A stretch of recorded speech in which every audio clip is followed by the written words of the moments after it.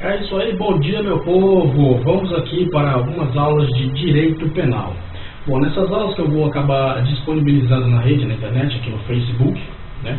Vou dividi-la em pequenos módulos. Em cada módulo eu vou explicando um pedacinho de como se constitui toda a cadeia pedagógica do Direito Penal.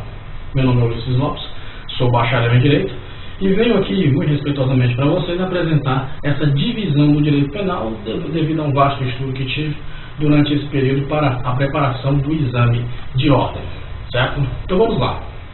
Antes de começar a estudar o Direito Penal, primeiro você tem que saber o conceito geral do que seja crime. Bom, partindo sobre esse princípio do que seja crime, você vai poder estudar com mais facilidade o que vem a ser os outros componentes do Direito Penal. Lembrando que essas dicas de Direito Penal servem até para aquelas pessoas que nunca, mas nem sequer sentaram numa cadeira num curso de Direito. Bom, vai ser dividido e esmiuçado de forma bem resumida, mas também, de outro lado, de forma muito prática, de modo que você possa assimilar rapidamente os conteúdos. Então vamos lá, meu povo. Para poder começarmos essa aula, nós temos que saber primeiro o que vem a ser crime, né? O que vem a ser crime? A maioria dos doutrinadores e boa parte das bancas examinadoras constituem crime, aliás, definem crime como sendo todo fato ou ato, né, típico, ilícito e culpável. Agora vamos distinguir o que vem a ser esses três componentes do conceito geral de crime. Vamos lá. Bom, a maioria da doutrina diz que tem que ser um fato, né? E esse fato, ele pode vir a ser uma atividade. Essa atividade, ela pode se subdividir em duas vertentes. A atividade, ela pode ser uma ação, certo? Ou uma omissão. Veja que o fato está dividido em ação ou omissão. A doutrina também fala que esse fato é típico, né? Vamos saber o que é típico. Para quem estuda direito, sabe que tudo que é típico é porque está tipificado no Código. É uma ação social que nós consideramos antissocial, ou seja, que não está em acordo com a sociedade, nós o tipificamos em leis. Por isso, dizemos que esse ato, ele é típico, né? E quando é que o ato é atípico? Quando ele não está previsto na lei. Por exemplo, homicídio. Homicídio, que é matar alguém, está previsto na lei. Então, ele é um fato, ato típico, porque está previsto na lei, está tipificado no Código Penal. Agora, os crimes de internet, que até pouco tempo não tinham nenhuma lei que embasasse sobre eles. Você sabe que hoje a justiça brasileira, ela trabalha essa questão dos crimes de internet de forma similar a outros crimes, como o de estelionato, por exemplo. Mas não existe uma lei específica até então para combater os crimes de internet. Então, o crime de internet, que é uma coisa atual, certo? Ele é um fato atípico. Porque na época do Código Penal, a internet não tinha todo esse aglomerado, não tinha toda essa abrangência. Mas o doutrinador, ao longo dos tempos, vai mudando, né? Aliás, o legislador vai mudando o código, vai adaptando ele às inovações da sociedade. Como todos sabem, a sociedade evolui. E junto com ela evolui também os seus problemas sociais, a sua política e a sua economia. E com o direito não seria diferente. Então, fato típico é o quê? É algo que está previsto na norma, né? Está previsto na norma. E ilícito. Por que ilícito? Ilícito, ora, a própria palavra já diz no próprio dicionário, ilícito é tudo aquilo que é proibido, aquilo que é reprovável para a sociedade. Então vamos colocar aqui lícito. Ilícito é proibido, certo? E por que é culpável? É culpável porque tudo aquilo que é ilícito, que vai de encontro aos interesses da sociedade, é tido como ilícito e proibido. Se é proibido, ele tem que ser o quê? Culpável. Tem que haver uma pena, tem que haver uma punição para quem comete esse tipo de ato que é considerado ilícito. Então, vamos definir aqui culpável, né? Culpável como punição. Uma punição, uma pena, né? Então veja aí que nós resumimos de forma prática o que vem a ser crime. Então não esqueça o conceito geral de crime. Toda vez que perguntarem, mas o que é crime? O que você entende por crime? Você vai dizer do jeito que eu coloquei aqui. Crime é todo fato ou ato que é típico, né? Ou seja, está tipificado. Ele tem que ser ilícito, ou seja, tem que ser proibido. E culpável, tem que haver uma pena para quem pratica esse tipo de ato.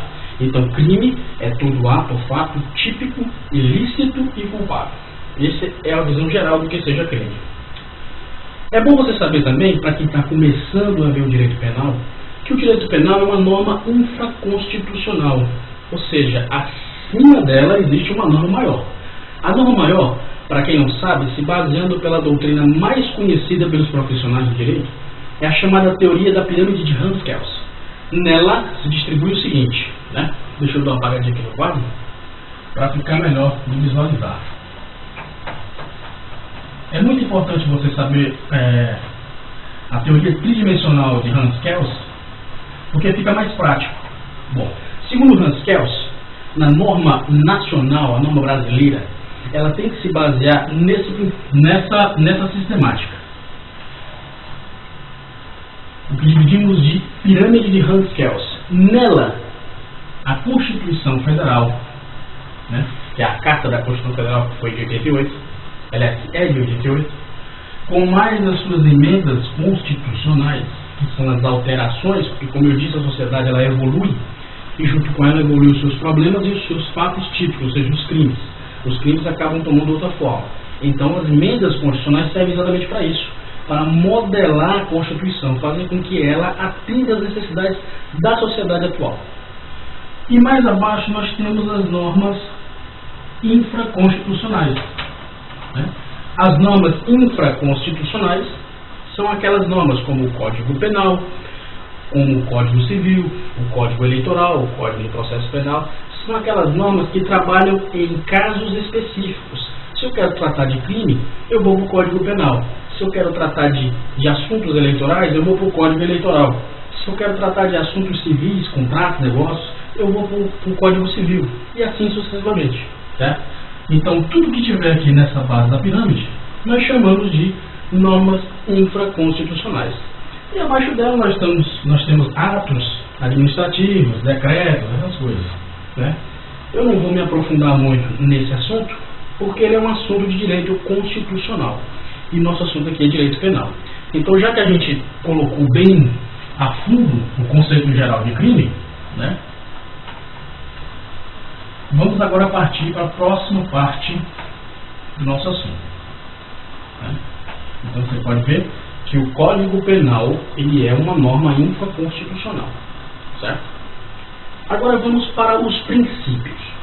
Os princípios que regem o Código Penal estão elencados basicamente na Constituição Federal. A Constituição Federal ela é uma norma que serve de base, né, uma base geral para os outros códigos, para as outras normas infraconstitucionais. Então, os princípios que regem o direito penal estão elencados na Constituição Federal. Eu vou elencar 5, porque são basicamente os mais importantes, né? São os que a banca da FGV e outros concursos de tribunais mais cobram. Você sabendo esses 5, fica mais fácil para você delinear as questões que vão aparecer durante as provas. Mas eu posso ver o seguinte, que o primeiro é o princípio da legalidade. Certo? O princípio da legalidade eu ainda posso adicionar ele com o princípio da anterioridade, porque os dois acabam formando um só. Né? Então nós temos um princípio da anterioridade, que está atrelado ao princípio da legalidade. Princípio da anterioridade. Bom, no princípio da legalidade, é muito simples, daí você já tira de cara. Significa dizer que ninguém será punido senão por virtude de lei. Ninguém será julgado ou punido senão por virtude de lei. Poxa, mas Ulisses, e a anterioridade? O que ela quer dizer? A anterioridade é um complemento da legalidade. Como?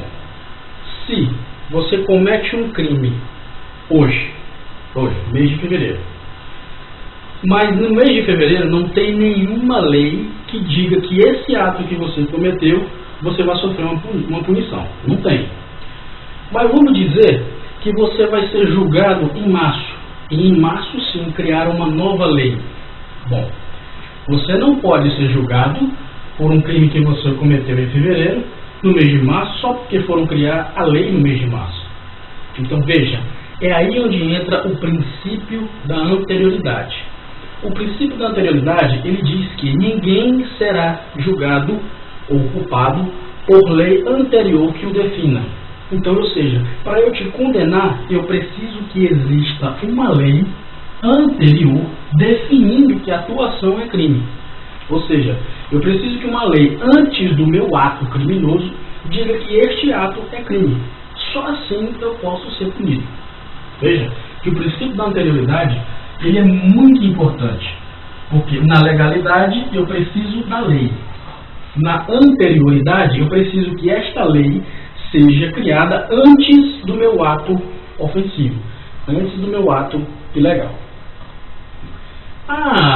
Ulisses, mas aí também fica muito prático, basta eu cometer o crime hoje e me evadir do local. Olha, aí já é uma questão muito rotineira e muito regional. Veja que hoje as normas elas são bem avançadas.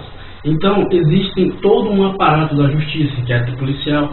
Então, aí já é outro detalhe. O importante é você saber que o princípio da legalidade e o princípio da anterioridade formam um único princípio constitucional que rege o Código Penal. Certo? Até aí não tem nenhuma dificuldade. Passando desse princípio, nós vamos ter um segundo princípio que também é muito importante. É o que nós chamamos de princípio da presunção de inocência. Presunção de inocência. Bom, no princípio da presunção de inocência, você tem que ver o seguinte: ninguém no Brasil, no território brasileiro, será culpado ou julgado, né, antes de transitado em julgado. Deve estar perguntando assim, Ulisses, o que é esse transitado em julgado? Eu vou explicar para ficar mais fácil. No Código de Processo Penal, existem o que nós chamamos de processo e procedimento. O que é o processo? O processo é basicamente todo o contorno, é uma sequência de formalidades. Né? No Código de Processo Penal, por exemplo, que a gente vai ver numa aula mais oportuna, o processo ele divide-se em ritos, ou seja, formas como o processo distingue. Por exemplo, não pense que o crime de homicídio se processa da mesma forma que o crime da lei de drogas. É totalmente diferente. Na lei de drogas nós temos um rito especial, né? E no homicídio nós temos o tribunal do júri. Então vão ser tratados de forma diferente. O que eu quero que você entenda é o seguinte: que o processo funciona da seguinte forma. Vamos dizer que aqui é o processo, certo? Esse aqui é o processo. O processo ele tem início, meio e fim, certo? O início dele é a petição inicial, né? Eu estou falando tudo isso de forma geral. Existe uma disciplina que é de processo penal que trabalha especificamente só com as formalidades do processo. Eu estou dando só uma visão geral para você poder entender o princípio da presunção de inocência. Então vamos lá o seguinte: o processo ele inicia com a petição inicial. Na verdade, antes da petição inicial tem um inquérito policial, mas eu não vou chegar nessa seara. Mas tudo bem, o processo inicia-se aqui, certo? Na petição inicial, quando o juiz recebe a petição e vai começar a dar andamento no processo. Durante o processo, nós temos a fase de provas, né? Temos a oitiva de testemunhas. A oitiva, para quem não sabe, é quando você ouve as testemunhas, interroga as testemunhas, certo? Nós temos análise de provas, nós temos audiências preliminares, audiências que vão dar andamento ao processo. E quando chega aqui na sentença, quando o juiz vai dar a sentença, certo? Se o réu é culpado ou inocente, nós temos uma outra fase depois da sentença, né? Que é a fase recursal. É quando você não está satisfeito com a sentença e o seu advogado, né, vai recorrer até os tribunais, vai correr ao tribunal e até a instância superior possível. Quando ele chegar na última instância, se o pedido dele foi acatado ou não, né? Se foi recebido ou não, e não tiver mais para ninguém, não tiver mais para quem recorrer, aí vamos para a fase de execução. Bom, para chegar na fase de execução, está aqui, ó, trânsito em julgado.